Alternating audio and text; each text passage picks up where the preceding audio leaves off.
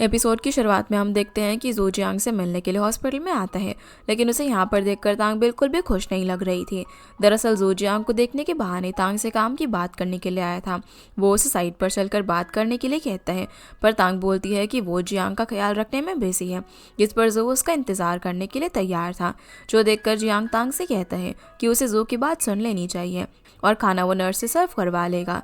जिसकी बात मानकर तांग जू के साथ वहाँ से चली जाती है। दूसरी तरफ ऑफिस में हम देखते हैं कि लिन शिन्यू को बताती है कि उसने तांग को कांटेक्ट करने की काफ़ी कोशिश की, पर वो उसका रिप्लाई नहीं कर रही है। उसे हॉस्पिटल जाकर उससे मिलना चाहिए क्योंकि डायरेक्टर को रिपोर्ट आज ही चाहिए। इस पर शिन्यू उसे कहती है कि अगर तांग जैसे जिम्मेदार एम्प्लॉय इस तरीके से लीव लेती है तो ज़रूर उसके पीछे कारण होगा। फिर शिन्यू के पूछने पर लिन उसे बताती है कि इस लोन का रीपेमेंट का रिस्क काफ़ी ज़्यादा है, जिसकी बात वो डायरेक्टर के पास जाकर उसे बताती है कि तांग उसका रिप्लाई नहीं कर रही है, शायद वो पेशेंट का ख्याल रखने में काफ़ी बिजी है। ये सुनकर डायरेक्टर गुस्सा हो जाता है कि वो इतनी इररिस्पॉन्सिबल कैसे हो सकती है, क्योंकि तांग के साइन के बिना वो लोन की रिव्यू रिपोर्ट आगे नहीं भेज सकते थे। इस पर डायरेक्टर खुद ही साइन करने लग जाता है, पर लिन बोलती है कि इसे साइन करने वाले पर इस केस की पूरी जिम्मेदारी होगी और कोई भी गड़बड़ी हुई तो उसे आके जवाब देना होगा। ये सुनकर डायरेक्टर रुक जाता है और तांग को कॉल करता है, लेकिन वो उसका फ़ोन भी नहीं उठाती, जिससे डायरेक्टर और भी परेशान हो जाता है। पर बाद में हम देखते हैं कि ये सब बात डायरेक्टर को बताने के पीछे शिन्यू का हाथ था और वो कुछ डायरेक्टर के खिलाफ प्लान कर रहे थे। सीना वापस से तांग पर आता है, जिसे जो बताता है कि जियो जियांग इन्वेस्टमेंट जहाँ वो काम कर रहा है उसका मेन काम प्रॉपर्टीज़ का है और वो एक खाली पड़ी ज़मीन को सिटी सेंट्रल डिस्ट्रिक्ट में कन्वर्ट कराना चाहते हैं, जिसमें उन्हें डेवलपमेंट लोन की ज़रूरत पड़ेगी। इस पर तांग बोलती है कि इसमें मुझसे अकेले में बात करने का क्या रीज़न है। तो जो बताता है कि डेवलपमेंट लोन्स में काफ़ी रिस्ट्रिक्शन होती है और ऊपर से उन्हें अपनी कंपनी के वैल्यूएशन के 70% जितना लोन चाहिए था, जो कि मिलना मुश्किल है क्योंकि उसका अमाउंट 2 बिलियन युआन के करीब है। इसीलिए वो इस लोन को 7 पार्ट्स में डिवाइड करके गवर्नमेंट की मदद से लोन हासिल करना चाहता है, जिसमें उसे तांग की मदद की ज़रूरत थी। ये सुनने के बाद तांग उसे साफ कह देती है कि अगर तुम्हारी कंपनी लोन की रिक्वायरमेंट पूरी करती है तो वो तुम्हें अपने आप ही मिल जाएगा, इसमें बार बार मेरे पास आने की कोई भी ज़रूरत नहीं है। वो उसे अब अपना एक किस्सा बताती है कि जब उसके पेरेंट्स को गिफ्ट मिले थे तो उसने पहली बार फॉरेन चेरीज देखे थे तो उसने उन्हें खा लिया था, पर सबके जाने के बाद उसकी मॉम ने उसे ये कहकर मारा कि आज ये गिफ्ट्स मिले हैं और कल ये गिफ्ट्स एक्सपेंसिव होते जाएंगे जो कि तुम्हें मिलेंगे। इस पर जो बोलता है कि तुम्हारी मॉम तो यही चाहेंगे कि तुम एक अच्छी लाइफ जी सको, इसीलिए पैसों के अलावा कुछ भी और मायने नहीं रखता, उसके पास जो भी है वो उसी में खुश है। जो सुनकर जो हंसने लग जाता है और कहता है कि मैं बस इसी बात से तुमसे चलता हूँ। वहीं जियांग जो कि तांग का वेट करके काफ़ी परेशान हो जाता है, इसीलिए वो अपनी रूम से बाहर आ जाता है। दूसरी तरफ जो फिर तांग को काफ़ी बड़ी बात बताता है कि जिस पोस्ट पर आज तांग है उसके लिए बैंक वाले कभी भी एक लड़की को नहीं रखने वाले थे। पर जब जो ने तांग के बारे में सुना तो उसी ने अपने अंकल से रिक्वेस्ट की और प्रेसिडेंट ने खुद लीडर्स को तांग को रखने के लिए मनाया। ये सब बताकर वो उसे दिखाना चाहता था कि जिस पोजीशन पर आज वो है वो उसकी मेहनत की वजह से नहीं है। वहाँ से जाने के बाद तांग सू की बातों को सोच सोच कर काफ़ी अपसेट हो चुकी थी और वो खुद को रोने से रोकती है। तभी उसके सामने जियांग आ जाता है, जिसे इस तरीके से देखकर जियांग उसे गले लगा लेता है और तांग रोने लग जाती है। जियांग उसे समझाता है कि जो ने ये सब तुम्हारा कॉन्फिडेंस डाउन करने के लिए किया है और तुम्हारे बैंक के सीनियर्स इतने बेवकूफ़ नहीं हैं कि किसी के भी कहने पर वो किसी को भी रख लेंगे। तुम्हारे अंदर उन्हें कुछ काबिलियत दिखी होगी जिसकी वजह से आज तुम इस पोस्ट पर हो। अब वो उसे मोटिवेट करने के लिए काफ़ी समझाता है, जिसे तांग को पहले से काफ़ी अच्छा फील हो रहा था और उसे गले लगा लेती है। लेकिन दूसरी तरफ हम जू को देखते हैं जो कि किसी को कॉल करके बताता है कि तांग ने कार्ड और कार कीज एक्सेप्ट कर ली है। वहीं तांग और जियांग एक दूसरे का हाथ पकड़कर पार्क में घूम रहे थे, जहाँ पर जियांग उससे कहता है कि एक बार मैं पूरी तरीके से रिकवर हो जाऊं, उसके बाद मैं जू को सबक सिखाऊंगा। इस पर वो उसे ऐसे वैसा कुछ भी करने से मना कर देती है। अब जैसे ही तांग फ़ोन निकालने लगती है तो जियांग उसका हाथ ही नहीं छोड़ता और कहता है कि फाइनली अब मैं पब्लिक में तुम्हारा हाथ पकड़ सकता हूँ, तो इतनी आसानी से नहीं छोड़ने वाला। जो सुनकर वो उससे पूछती है कि मैंने तुम्हें हाँ कहा था क्या, जिस पर जियांग उसे रोने की एक्टिंग करके दिखाता है कि किस तरीके से वो उसे गले लगाकर रो रही थी, जिसे जियांग उसकी हाँ समझ लेता है। तभी वो दोनों एक ओल्ड कपल को देखते हैं, जिसके बाद तांग जियांग से बोलती है कि जब वो ओल्ड हो जाएंगे तो वो इसी तरह जियांग की व्हीलचेयर पर मदद करेगी। पर जियांग को तो उसके साथ इसी तरह चलने में काफ़ी मज़ा आ रहा था, वो लास्ट तक ऐसे ही जीना चाहता था। अब वो दोनों एक साथ बैठे होते हैं, जहाँ तांग उससे बताती है कि पहले वो नहीं चाहती थी कि किसी भी कारण से वो उनकी दोस्ती पर असर पड़े, भले ही दुनिया बदल जाए पर वो नहीं बदलेंगे, लेकिन अब वो उन दोनों के इस रिलेशनशिप से भी खुश है। इस पर जियांग बताता है कि मुझे लगा था कि मैं ब्रेव मैन हूँ जब तक मैंने तुम्हें पसंद करना शुरू नहीं किया था। उसके बाद हर पर मुझे यही डर सताने लगा था कि किसी भी तरह अनजाने में ही मैं तुम्हें हर्ट ना कर दूं, कि अगर वो अपनी फीलिंग्स इस तरीके से छुपाता रहा तो एक दिन वो तांग से हमेशा के लिए दूर हो जाएगा। इसीलिए उसने उसका होने का डिसाइड कर लिया था। जिसकी बातें सुनकर तांग इमोशनल हो जाती है और उससे कहती है कि मैं भी यही चाहती हूँ कि मैं फॉरएवर तुम्हारे साथ रहूँ। अब दोनों यहाँ पर एक दूसरे को किस करने ही वाले थे कि तांग को अचानक से याद आता है कि उसने जियांग के स्टेचेस वाली जगह पर हाथ रख दिया है, जो देखकर जियांग हंसने लग जाता है और फिर तांग से कहता है कि क्या हम एक दूसरे को अपनी फीलिंग्स एक्सप्रेस करने के बाद एक दूसरे की आंखों में देखकर किस नहीं कर सकते। तो वो उसे बोलती है कि वैसे आज हम स्पेशल सिचुएशन में हैं तो मैं एक किस तुम्हें ओ करती हूँ। लेकिन उन दोनों ने अभी तक एक दूसरे को गर्लफ्रेंड बॉयफ्रेंड नहीं कहा था, तो जियांग पहले उसे गर्लफ्रेंड कहता है, पर जब तांग की बारी आती है तो वो नर्वस हो जाती है और बोलती है कि तुमने तो कह दिया, दोबारा कहने की क्या ज़रूरत है। लेकिन उसके बार बार बोलने पर वो भी उसे अपना बॉयफ्रेंड कह देती है। अब जब जियांग घर पहुंचता है तो मॉम उसकी कुछ ज़्यादा ही फिक्र कर रही थी कि उसे ज़्यादा मूव ना करना पड़े। ये देखकर फेंग जियांग पर हंसने लग जाता है। मॉम यहाँ पर फेंग को बताती है कि उन्होंने आज खाने में काफ़ी अच्छी डिशेज बनाई हैं, जो सुनकर फेंग काफ़ी खुश होता है। तभी जियांग कहता है कि डॉक्टर ने मुझे ये सब खाने से मना किया है। तो मॉम बोलती है कि ये तुम्हारे लिए नहीं बल्कि फेंग और तांग के लिए है। इतने में ही तांग आती है, जिसे पार्किंग ना मिलने की वजह से देर हो गई थी। फेंग अब यहाँ पर जियांग को समझाने लग जाता है कि अब तुम दूसरी जगह पर एक घर ले लो, क्योंकि यहाँ तो कोई सेफ्टी भी नहीं है। लेकिन वो तो अपने मैरिटल होम के लिए कोटा बचा रहा था, जो सुनकर तांग शर्मा जाती है और कहती है कि तुमने इतनी आगे का प्लान भी कर लिया। जिस बात का फेंग मजाक बनाने लग जाता है कि इसे भला कौन सी लड़की मिलेगी। ये सुनकर तांग गुस्सा हो जाती है और फेंग से कहती है कि तुम जियांग को अंडर एस्टिमेट मत करो, पहले तुम जाकर अपनी प्रॉब्लम सॉल्व करो। और दोनों मिलकर फेंग को ही सुनाने लग पड़ते हैं कि वो यानान को मनाने की कोशिश नहीं कर रहा है। जिनकी बातें सुनकर वो बोलता है कि तुम दोनों अचानक से रिलेशनशिप एक्सपर्ट कैसे बन गए, जो सुनकर दोनों ही खुश हो जाते हैं। पर फिलहाल अपने रिलेशनशिप के बारे में फांग को नहीं बताते, बल्कि उसे समझाते हैं कि तुमने यानान में इतने टाइम से हो रहे चेंजेस को नोटिस ही नहीं किया। इतने में उसे यानान का कॉल आ जाता है, जिसे जब वो बात करता है तो वो उसे मिलने के लिए बुलाती है, जिसके लिए वो मान जाता है। लेकिन उसकी हार्ट बीट काफ़ी बढ़ गई थी और वो यहाँ से चला जाता है, जिससे ऐसी सिचुएशन में देखकर तांग और जियांग बात करने लग जाते हैं कि अपने फ्यूचर में वो कभी भी ऐसी सिचुएशन फेस नहीं करेंगे। इस पर जियांग उसे कहता है कि मैं फैंग जितना बेवकूफ़ नहीं हूँ कि उसकी जैसी गलतियाँ करूँ। तांग बोलती है कि क्या हम उन दोनों को हमारे बारे में बता दें। इस पर जियांग पूछता है कि हमारे बारे में क्या, और वो उसे किस करने के लिए फिर से क्लोज आने लगता है। पर इतने में मॉम वहाँ पर आ जाती है, जिसे वो एक बार फिर से मिस कर देते हैं। अब मॉम को जब पता चलता है कि फैंग चला गया है तो वो सोचने लगती है कि दूसरी बाउल का वो क्या करे। जियांग खुश हो जाता है कि उसे खाने को मिलेगा, पर मॉम वो दूसरा बाउल अपने लिए ले लेती है।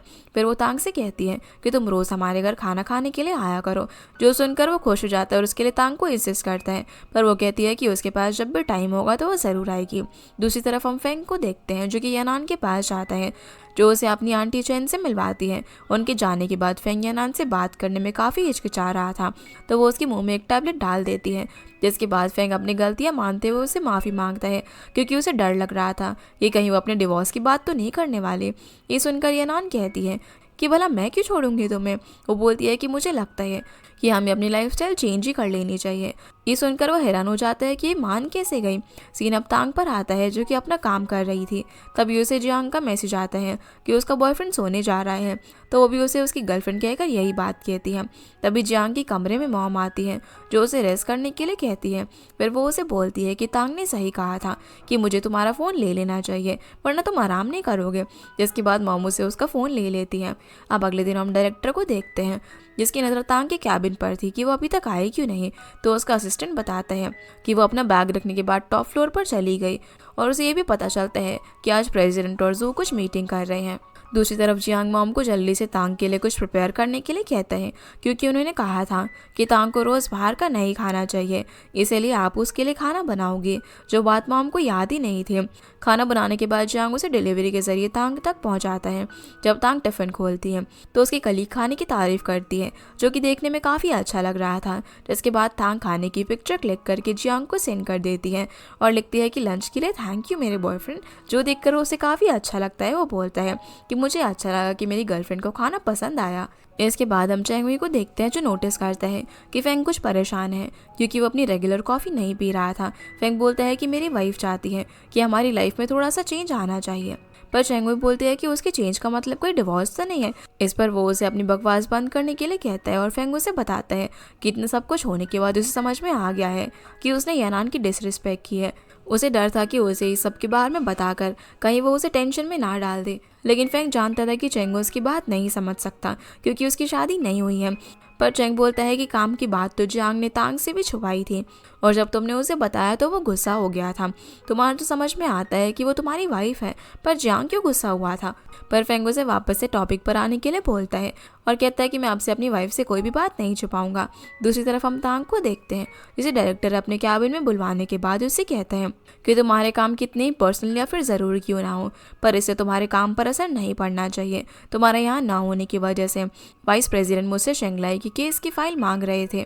क्या तुम जानबूझकर काम को डिले कर रही हो? इस पर वो हाँ कहती है और कारण बताती है कि इसमें ऐसे काफ़ी रिस्क हैं जो कि अभी हमें दिखाई नहीं दे रहे हैं और इस सब की रिपोर्ट वो डायरेक्टर ने दे चुकी है, जिन्होंने फिलहाल इस केस को रोक दिया है। इस पर डायरेक्टर कुछ भी नहीं कह पाता, लेकिन कुछ देर बाद तांग जब लिन से इस केस के बारे में बात कर रही थी तब शेनियो आकर तांग से शेंगलाई के बारे में पूछती है।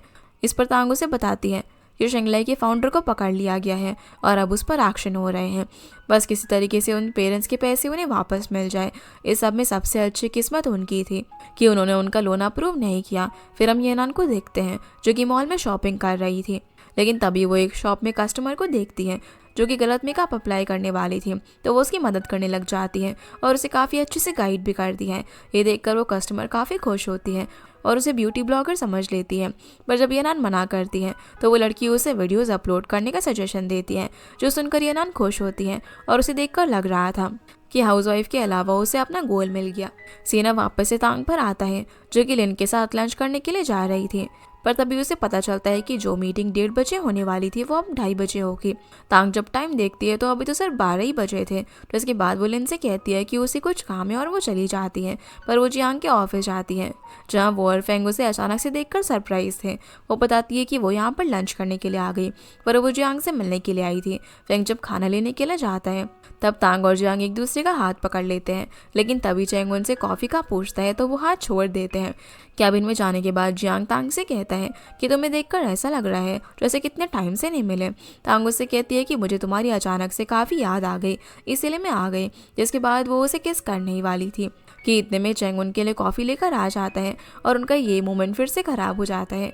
इस पर जियांग कहता है कि लगता है कि ऑफिस की कॉफ़ी मशीन ज़्यादा ही तेज़ काम कर रही है। इसे चैंग कहता है कि वो हमेशा से ऐसे ही काम करती है। जिसके बाद हम इन चारों को साथ में लंच करता हुआ देखते हैं, जहाँ पर चैंग और फेंग खाने के लिए लड़ने लग जाते हैं, तो जियांग उन्हें डांट कर शांत कर देता है। पर लंच करते करते तांग के पास सिर्फ 10 मिनट बचे थे यहाँ से निकलने के लिए, वरना वो मीटिंग के लिए लेट हो जाएगी।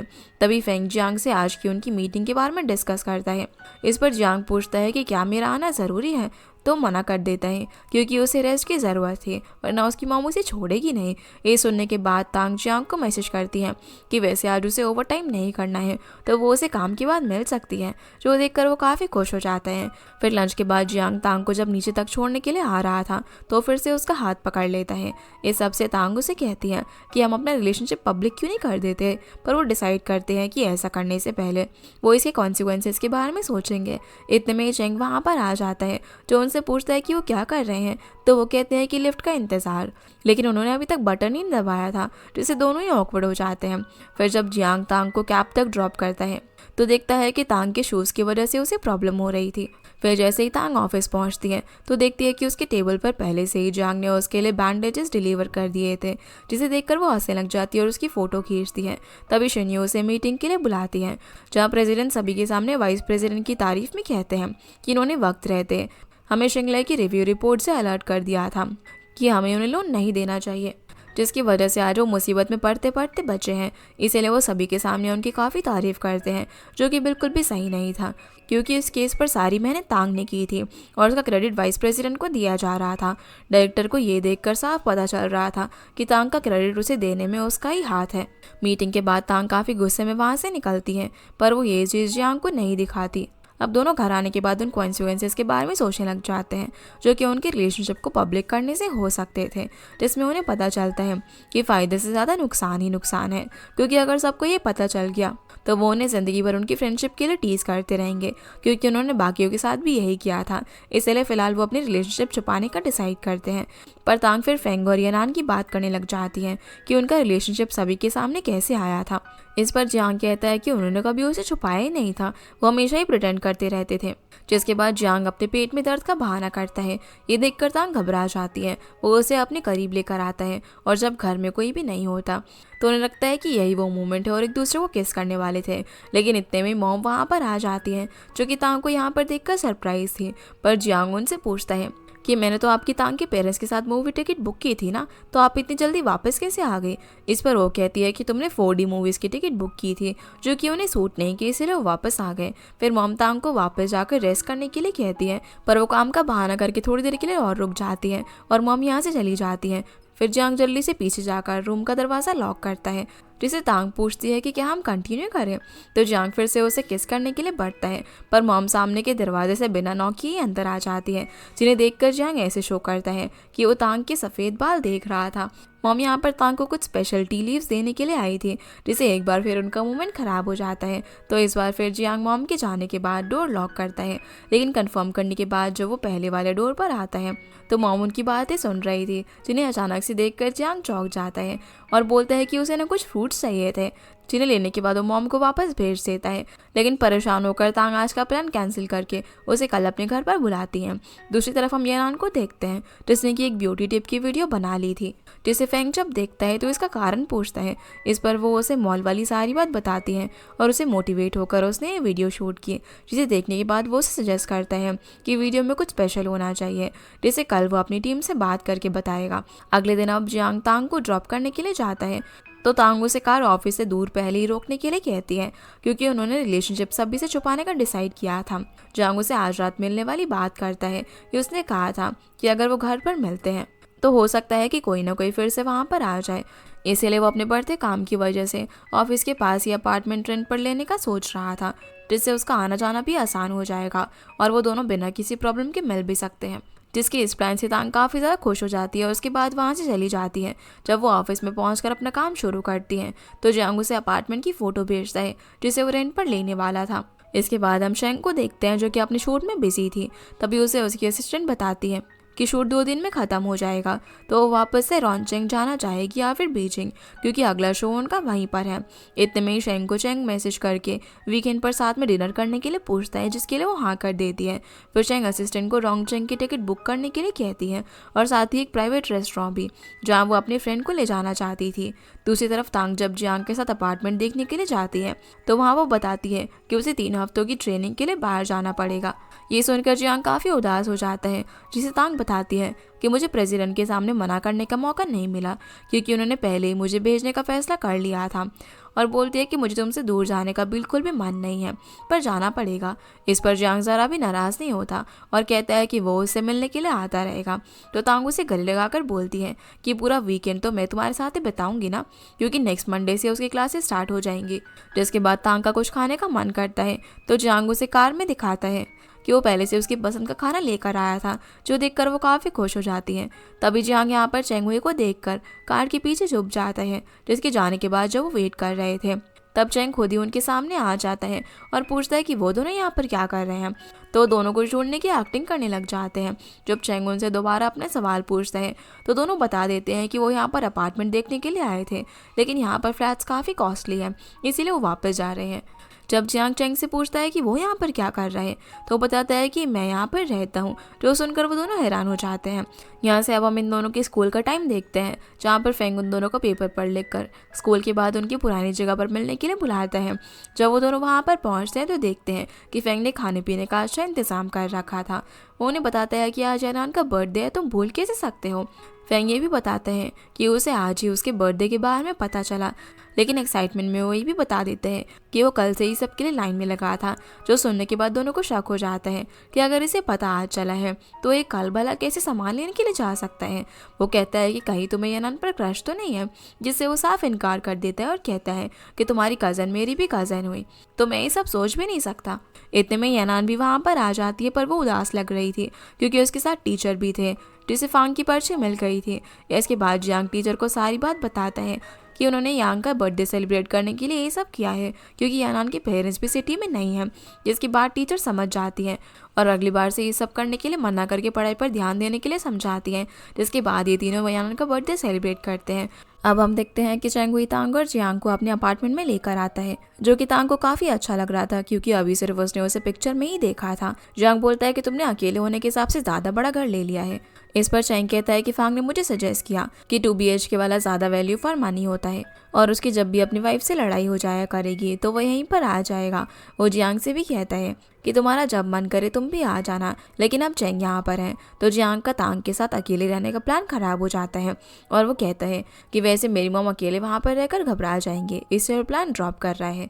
तभी तांग की नज़र एक टैबलेट पर पड़ती है जिसमें एक स्पेस की वीडियो चल रही थी, जिसके बारे में जब वो चेंग हुई से पूछती है तो बताता है कि ये स्पेस प्रोब है जो कि स्पेस को एक्सप्लोर करने का उसका आर्टिफिशियल प्रोग्राम है। ये स्पेस में घूमता रहता है, लगभग 22 मिलियन किलोमीटर दूर जा चुका है। अगर इसे स्पेस से बाहर निकलना है तो अभी से 10,000 साल और लगेंगे। जिसके बाद वो बताता है कि उसके मुकाबले हम इंसान तो कुछ भी नहीं है। जिसे जियांग कंटिन्यू करते हुए कहता है कि इसलिए हम इंसानों को अपने आज को जीना चाहिए और हर चीज़ की कदर करनी चाहिए। तभी चेंग वही शेंग को मैसेज करके पूछता है कि क्या वो उसे लेने के लिए आए, लेकिन वो उसके मैसेज का कोई भी रिप्लाई नहीं करती। तांग वहाँ से जाने के बाद अब जियांग से कहती है कि ये कितना बुरा है कि वो रोवर स्पेस में कहीं खो जाएगा और कोई भी मैसेज नहीं भेज सकेगा। तभी जियांग इसके क्लोज आने लग जाता है और कहता है कि मुझे इस बात की खुशी है कि हमारा एक दूसरे से कांटेक्ट कभी भी नहीं टूटेगा, लेकिन हमेशा उसे इसी बात का डर रहता है कि वो तांग के साथ है, कहीं सब सपना ना हो। तांग उसे आई लव यू कहती है, जिसके बाद जियांग उसे किस कर देता है। घर आने के बाद अब तांग काफी खुश थी क्योंकि आज फाइनली उसने जियांग को किस कर लिया। उसे यकीन नहीं हो रहा था, इसलिए वो फ्रिज से ठंडी कैंस लेकर अपने गालों पर रख लेती है। वहीं जियांग भी इसी बारे में सोच रहा था। उसे याद आता है कि फेयरवेल पार्टी के वक्त उसने तांग से जो वादा किया था उसने पूरा कर लिया कि तांग हमेशा उसकी रहेगी। और इसी तरीके से सारी मेमोरीज जिसमें तांग उसके साथ थी वो उन्हें याद करने लग जाता है और मुस्कुराता है। जिसे ऐसे देखकर मॉम उससे मारती है और पूछती है कि तुम्हारी तबीयत खराब है क्या, जो तुम अकेले यहाँ पर मुस्कुरा रहे हो। तो बोलता है कि फेंग ने मुझे जोक बताया था, बस उसी पर हंस रहा हूँ। जिसके बाद वो अंदर चला जाता है। अगले दिन हम फांग को देखते हैं जो कि अंदर मीटिंग रूम में जियांग को काफ़ी बिजी देखता है। तभी उसे पता चलता है कि उसकी और भी 5 मीटिंग्स हैं, जिस पर उसे काफ़ी हैरानी होती है क्योंकि हॉस्पिटल से आने के बाद वो ज़्यादा ही एनर्जेटिक हो गया। तभी चेंग हुई को शेंग रेस्टोरेंट की लोकेशन सेंड करती है। जब फेंग उसे कुछ काम देता है तो वो सभी काम रात तक करने का बोलकर वहाँ से चला जाता है। दूसरी तरफ हम तांग को देखते हैं जिसे लंच बॉक्स के दौरान लिन और शिन्यो उसकी ट्रेनिंग की बात कर रहे थे कि वहाँ पर जाने से तांग के प्रमोशन के चांसेस बढ़ जाएंगे। पर वो सभी जानते थे कि तांग को इस ट्रेनिंग का मौका इसलिए मिला ताकि वो शेंगलाई वाले केस के क्रेडिट के बदले उसे कंपनसेट कर सके, लेकिन तांग वहाँ पर जाना ही नहीं चाहती थी। तभी एक एम्प्लॉय उन्हें आकर एक पॉपुलर मेकअप ब्लॉगर का वीडियो दिखाती है, जिसे जब तांग देखती है तो वो यानान थी, जिसके वीडियो को काफ़ी लोग देखने लगे थे। लंच के बाद तांग को जियांग का फ़ोन आता है कि वो उसके पास आ रहा है, जो सुनकर वो जल्दी से अपने कैबिन से भागती है। सभी को लगता है कि वो क्लाइंट से मिलने के लिए गई है, इसलिए वो इस पर ध्यान नहीं देते। पर तांग जियांग से मिलती है तो वो उसके लिए लाई हुई पुडिंग देता है, जो देखकर वो काफ़ी खुश होती है कि इतना बिजी होने के बाद भी वो उसके लिए टाइम निकाल कर यहाँ पर आया। जियांग उसे बताता है कि आज और कल उसे ओवर टाइम करना है, जो सुनकर वो उदास हो जाती है और कहती है कि मैंने तो नहीं, पर तुमने अपना प्रॉमिस तोड़ दिया, क्योंकि उन्होंने वीकेंड साथ में स्पेंड करने का डिसाइड किया था। तभी उसे आइडिया आता है कि कल वो जल्दी अपना काम खत्म करने के बाद जियांग से मिलने उसके ऑफिस में आ जाएगी और वो दोनों टाइम स्पेंड करने का कुछ प्लान कर लेंगे। इस पर जियांग बाहर खाना खाने और मूवी वगैरह सजेस्ट करता है, पर ये सब तो जब वो दोस्त है तब भी करते ही थे। तांग सोचने लग जाती है कि अब वो लोग क्या कर सकते हैं। इस पर जियांग कुछ और ही सोचने लग जाता है, जो कि तांग समझ जाती है और उसे यही सब सोचना बंद करने का कहकर वहाँ से चली जाती है। फिर हम शेंग को देखते हैं, जो कि चेंग को मैसेज करके बताती है कि उसकी फ्लाइट डिले हो गई है, तो क्या उसके साथ अगली बार बाहर खाने के लिए चल सकता है। जिसके रिप्लाई में वो कहता है कि वो अब भी उसका इंतजार करेगा। सीन अब तांग पर आता है, जो कि घर पर जब तैयार हो रही थी तब उसकी मॉम उससे पूछती है कि तुम बाहर किसके साथ जा रही हो, क्योंकि यानान और फेंग तो अपने काम में बिजी हैं और जब डैड ने कहा कि वो तुम्हें ड्रॉप करेंगे तो उसके लिए भी तुमने मना कर दिया। मॉम को लग रहा था कि तांग ने अपने लिए बॉयफ्रेंड बना लिया है, इसलिए वो खुश हो रही थी। पर वो जियांग का नाम लेती है तो मॉम की उम्मीदें ही टूट जाती हैं और उसे कहती है कि तुम्हें अपने लिए बॉयफ्रेंड ढूंढ लेना चाहिए। जो सुनकर वो हैरान हो जाती है क्योंकि फिलहाल वो उन्हें अपने और जियांग के रिलेशनशिप के बारे में नहीं बता सकती थी। जिसके बाद वो यहाँ से चली जाती है। जब वो जियांग के ऑफिस पहुँचती है तो देखती है कि उसकी मीटिंग अभी चल रही है, तो उसका वेट करने लगती है। वहीं चेंग हुई उस रेस्टोरेंट में जाकर शेंग का वेट कर रहा था और उसने खाना भी ऑर्डर कर दिया था। दूसरी तरफ जियांग जल्दी में भागता हुआ उसके पास आता है और उसे यहाँ से निकलने के लिए कहता है, जिसका कारण पूछने पर जियांग कहता है कि फेंग ने तुम्हें यहाँ पर देख लिया है और वो हमारे साथ डिनर करने के लिए फोर्स करेगा। फिर वो जल्दी से वहाँ से निकल जाते हैं। अब जब फेंग को कैबिन में कोई भी नहीं दिखता तो वो असिस्टेंट से पूछता है, जो बताता है कि वो काफ़ी जल्दी में निकले हैं, ज़रूर कोई इमरजेंसी होगी। इस पर फेंग चेंग हुई के बारे में पूछता है तो असिस्टेंट सेम जवाब देता है, जिससे फेंग को कुछ भी समझ नहीं आता कि सभी को आखिर जल्दी किस बात की है। दूसरी तरफ वो दोनों अपार्टमेंट में पहुंचने के बाद चैन की सांस लेते हैं कि फाइनली उन्हें कोई भी परेशान नहीं कर सकता। पर फेंग तांग को बार बार कॉल कर रहा था, इसीलिए वो उसे डांट देती है कि वो बिजी है और जियांग ड्राइव कर रहा है, तो वो उसे भी कॉल ना करे। अब तांग जियांग को पहली बार इतना करीब देख रही थी, इसीलिए उसे आज वो काफ़ी अलग लग रहा था। तभी जियांग उसे कहता है कि तुमने कहा था ना हमें कुछ अलग करना चाहिए। जो सुनकर वो काफ़ी नर्वस हो जाती है, पर वो उसका हाथ पकड़कर बेडरूम में आ जाता है। लेकिन कुछ अलग करने के बजाय वो उसका सूटकेस खोल लेता है क्योंकि तांग ने अभी तक अपनी पैकिंग नहीं की थी और कल सुबह उसे निकलना भी था, जिससे उसकी सारी उम्मीदें टूट जाती हैं। जिसे जियांग बोलता है कि मैं पैकिंग में काफ़ी अच्छा हूँ और तुम्हारी मदद कर सकता हूँ, तो बैठ कर उसे ऑर्डर देने लग जाती है कि क्या क्या पैक करना है। पर गलती से जियांग उसके अंडरगारमेंट्स वाला ड्रॉर खोल देता है, जिससे दोनों के बीच कुछ देर के लिए साइलेंस हो जाता है। फिर जियांग जल्दी से ड्रॉर बंद करके उसके लिए पानी लेने चला जाता है, जिसे इतना नर्वस देखकर वो स्माइल करने लगती है। तांग फिर खुद ही अपना सारा सामान पैक करती है और आखिर में उसके कॉस्मेटिक प्रोडक्ट बचे थे, जिसमें फिर से जियांग आगे आ जाता है उसकी मदद करने के लिए। तांग इतनी सारी चीज़ें बताती हैं कि पानी पीने के बहाने वो रूम से ही बाहर चला जाता है। दूसरी तरफ हम चेंग हुई को देखते हैं, जिसका खाने का ऑर्डर आ गया था, तो वो उनकी फ़ोटो क्लिक कर कर शेंग को भेज देता है और खाना शुरू करता है। कुछ देर बाद जैसे ही वो रेस्टोरेंट पहुंचती है तो उसे पता चलता है कि वो बंद हो गया है, इसलिए वो निराश होकर वहाँ से जाने लगती है। तभी उसके सामने चेंग हुई आ जाता है, जिसे देखकर वो काफ़ी खुश थी। वो उसे लेट होने के लिए माफ़ी मांगती है और पूछती है कि क्या तुमने डिनर कर लिया, तो वो सरकास्टिक वे में कहता है कि हाँ। तो बोलता है कि हाँ, हम दोनों के हिस्से का खा लिया, मैंने कुछ भी वेस्ट नहीं होने दिया। ये सुनकर वो हंसने लग जाती हैं, लेकिन वो अपने साथ उसके लिए वाइन लेकर आया था। तो इसके बाद वो दोनों एक रोड साइड फूड स्टॉल पर चले जाते हैं और वहाँ पर खाने के लिए ऑर्डर देते हैं, लेकिन उनके पास बॉटल खोलने के लिए कुछ भी नहीं था। तो चेंग हुई अपनी कीज़ और शेंग के स्कार्फ की मदद से उसे खोल देता है, जो देखकर वो उसे काफ़ी इंप्रेस होती है। फिर वो फूड स्टॉल से 2 बाउल्स लेकर आता है, जिसमें वो दोनों एक साथ ड्रिंक करते हैं। शेंग पहली बार ऐसा कुछ एक्सपीरियंस करके काफ़ी खुश थी। अब जब उनके नूडल्स उन्हें सर्व होते हैं तो चेंग पेमेंट कर देता है, जो देखकर वो उसे कहती है कि तुमने 2 बार खाने की पेमेंट की, जबकि मैं आज तुम्हें ट्रीट देने वाली थी। इस पर वो बोलता है कि तुम नेक्स्ट टाइम मुझे ले जाना, जिसकी ये डील वो खुशी खुशी एक्सेप्ट कर लेती है। खाने के बाद जब शेंग का ड्राइवर उसे पिक करने के लिए आता है तब चेंग उसे कहता है कि मैं कल फ्री हूँ, तो हम कल भी डिनर के लिए चल सकते हैं। लेकिन वो उसे बताती है कि उसे एक इवेंट के लिए बीजिंग जाना है। तो चेंग हुई कहता है कि वो उसका इंतज़ार करेगा। जहाँ से जाने के बाद वो दोनों ही काफ़ी खुश थे, मानो अंदर ही अंदर वो एक दूसरे को पसंद करने लगे हो। सीना वापस से तांग और जियांग पर आता है, जहाँ जियांग जब जा रहा था तो वो उसे गुड नाइट किस मांगता है। इस पर वो उसे जाने के लिए कहती है, लेकिन वो उसका हाथ ही नहीं छोड़ रहा था। फिर जियांग उसे बताता है कि उसने उसके लिए अंदर एक गिफ्ट रखा हुआ है। जब तांग पूछती है कि वो क्या है तो वो उसे किस करके कहता है कि तुम खुद ही देख लो, और वहाँ से चला जाता है। जब तांग उस गिफ्ट को जाकर देखती है तो इसमें एक पुराना पेन था, जिससे वो काफ़ी इमोशनल हो जाती है और जियांग को जल्दी फ़ोन करके बालकनी में जाती है। वो उससे पूछती है कि इतने सालों के बाद भी क्या तुम्हें याद था। ये पेन जियांग ने किसी पेन कलेक्टर के पास ऑनलाइन देखा था, जो कि उसे जाना पहचाना सा लगा, इसीलिए उसने खरीद लिया। फिर वो तांग से कहता है कि मुझे तुमसे जुड़ी हुई हर बात याद है। जहाँ हम देखते हैं कि जब वो स्कूल में थे तब फेंग मस्ती मजाक में उसका पेन फेंक देता है, जिससे तांग काफ़ी ज़्यादा गुस्सा हो जाती है और उस पेन ने चलना बंद कर दिया था, जिससे किसी को भी कुछ समझ नहीं आता कि इस मामूली से पेन के लिए वो इतना क्यों ओवर रिएक्ट कर रही है। ये सब देखकर जियांग उसे मनाने के लिए जाता है। तब तांग उसे बताती है कि ये पेन उसकी ग्रैंड माँ का था, जो अपने टाइम में काफ़ी मुश्किलों से कॉलेज जा पाई थी। लास्ट ईयर जब उनकी डेथ हुई तो ये पेन उनकी आखिरी निशानी उसके पास बची थी, जिसे वो हमेशा से ही अपना लकी चार्म मानती थी। पर अब वो ये बेवकूफ़ फांग की वजह से टूट गया है।